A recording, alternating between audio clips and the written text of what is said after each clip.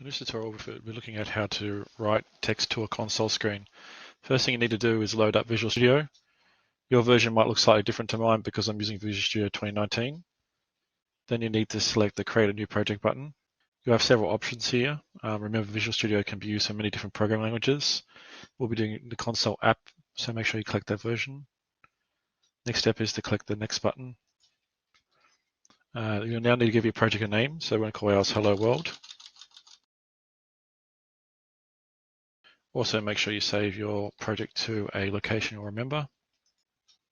Okay, then you press the Create New button.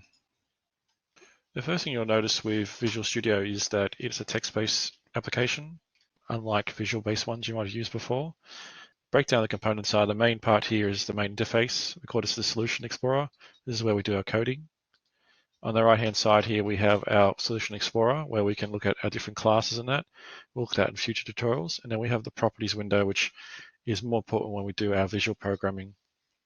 Now in this tutorial, we'll be looking at how to print a statement to the screen saying hello world. You can see here the defaults are ready. So the way we run this is we just hit either the run button at the top here, or you can hit F5. Then you'll notice here that we actually have a new console open up, and you'll see it'll say hello world. All we do is close that down. If you want to change anything in here, we can just change it through the text. And then all we do is we hit that play button or F5 again.